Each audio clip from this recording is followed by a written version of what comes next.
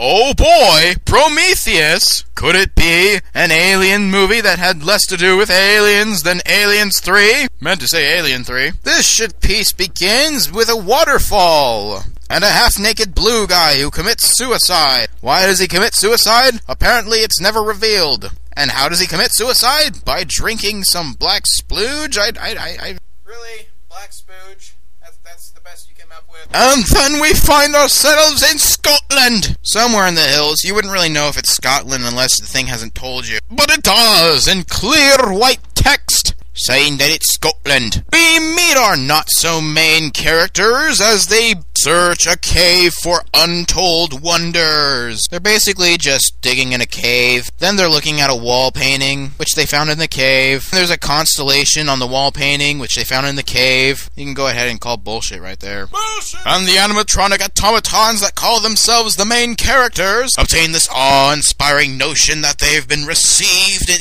invitation from the gods! I'm serious, that's exactly what they think. So we find ourselves in space!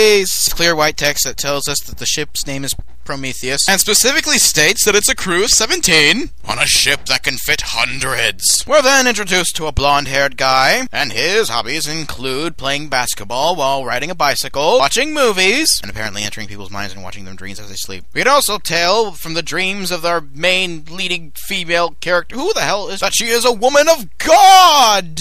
And she's a scientist. Science! She also has some kind of strange relationship with her father, even though her father's never in this movie. Doesn't really matter. But oh boy, it's wakey time for the people on the oh boy, it's wakey time for the Prometheus crew. We are now introduced to two important people. One being the captain, who can play the accordion, not too well. And one being the chick who helped fund and oversaw he's overseeing the... Why don't we just make it easier and just call her the bitch? So the rest of the crew wakes up, and they start vomiting, they start eating, then vomiting again. Ding ding!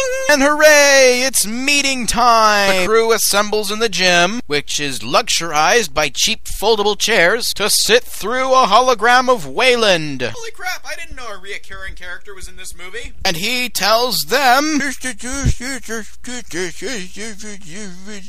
I'm old. And then he goes away. Not forget there was a puppy in the hologram. Bye-bye, puppy! And then the bitch says, it's Wayland, everybody! And the main female character... I swear to God, I can't remember her name.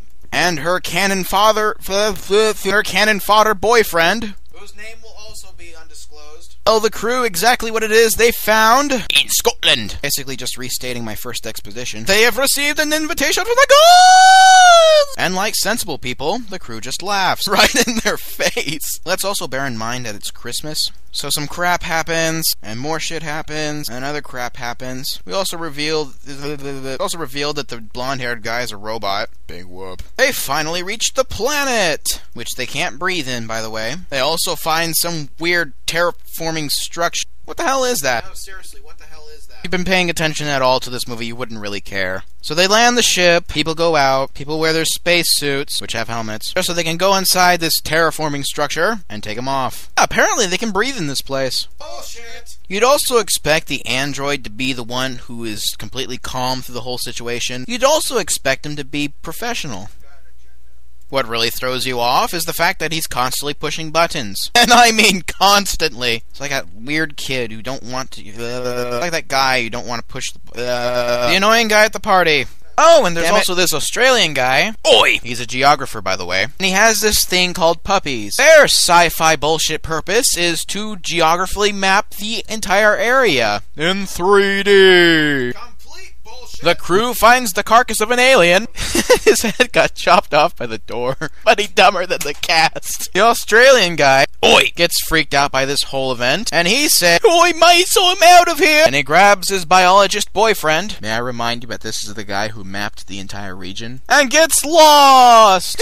So stupid. So the crew takes the decapitated head, and Mr. Android here dips his finger in the black spooge. You know, the one that killed the blue alien from before? Just dips his finger in it and puts it in a vial. I also remind you guys that there is some appears to be some kind of tension between the android and cannon fodder boyfriend. There's no real explanation for this whole rivalry thing unless you've watched AI. Or the Anakin kid from the Phantom Menace? Yeah, that movie. So some crap happens, and more bullshit happens. I do mean bullshit. The crew goes back to the ship. Miss Main Character and Mr. Cannon Fodder Boyfriend do that thing that most reasonable people do. It's called sex. But not before Mr. Android spikes Cannon Fodder Boyfriend's tea with the spooge. Bear in mind that this is an important plot point. Then some shit happens, and we're revealed more about the bitch, who turns out to be the bitch. Oh wait, what happened to the Australian guy and his biologist boyfriend who got lost in the place? Yeah, they're still lost. Oh, and dead. That has to be the most funniest thing I've ever seen. The biologist is all like, hey there, little alien. The Australian guy's like, oi, no! And the thing just opens up and reveals to be... So they're dead, right? But the crew can only find the biologist's body, and only the biologist. Which gives these rapscallions the impression that the which gives these people the impression that that he might be alive! Oh, and Cannon Fodder Boyfriend is not the only one who has some kind of tension with Mr. Android. The bitch does too. Also reveals that the android has some kind of secret talking relations with a space pod! I don't really know. This might be an important plot point too. Cannon Fodder Boyfriend becomes sick from the black spooge! You know that thing that killed the blue alien from the very beginning? That thing. So this guy's sick. We better call off the mission! And they do. They take him back to the Prometheus. During a sandstorm! Hey, this isn't Tatooine. Or is it? Ooh. And somewhere around this movie gets between the point where the Australian guy is back, oi, and he's freaking huge, and kicks ass, and the bitch lights the Cannon Fodder Boyfriend on fire, and the main character's like, no, don't do it! The bitch is like, I have to do it because it's gonna jeopardize the mission, and Boyfriend's like, do it. Just do it. She lights him on fire, and he goes, whee! I feel so satisfied in life! And there goes Cannon Fodder Boyfriend. The main character's like, no! Boyfriend whose name is not disclosed. And then some other crap happens, and she passes out, wakes up in a lab. Oh yeah, that's right, the lab. This is the lab where they dissected the blue guy's head and exploded. Just thought I'd mention that. Then main character wakes up with Mr. Android, and exposition begins. Mr. Android says, I've been reading your mind and your dreams while you've been sleeping this whole time. And Miss Main Character's like, well now. And then some things happen, they say stuff. Then Mr. Android looks at her uterus, and he says, you're pregnant, madam. Like, oh my god, whoa, I want to see it. Android's like, nope, it'll probably upset you. Doesn't look entirely human. So she freaks out, goes into some room, tries to get an abortion. Oh, and wouldn't you know it? This pod thing doesn't do abortions for pro-life reasons. So she convinces it to give her surgery in her uterus, and she gives miraculous birth to a squid!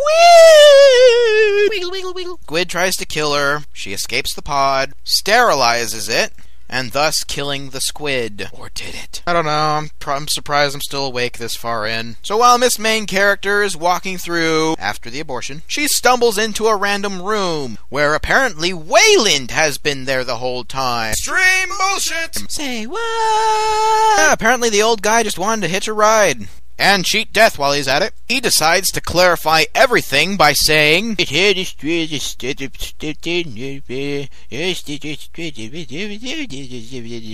super old. Basically saying he wants to meet his maker before he dies, or possibly live forever. So the crew make one final trip to the place where... Oh, I forgot to mention, the android found a living... One of them's still alive. A living blue man. So they make the trip to the living blue man and his ship crap. And they awake the blue man, and Wayland asks it, which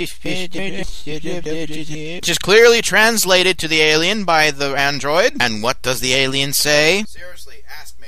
Absolutely nothing! Crew is instead treated to the act of a head being ripped off. The head belongs to the android. And Wayland gets smacked across the face. The android's head.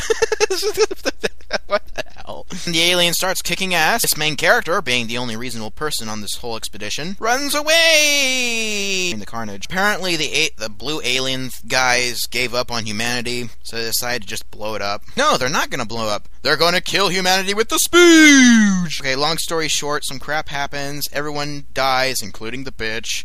except for the main girl. She goes into her abortion room. The alien survives because Prometheus crashed into the alien ship. Yeah, the whole place was a ship. And believe it or not, the squid survives. And there's a death match between alien and the squid. Squid wins. And the main character and the android head Fly off into space. Let's read the picture. Wait, there's another xenomorph still living! Doesn't look anything like it. This movie sucks! That's my final thought.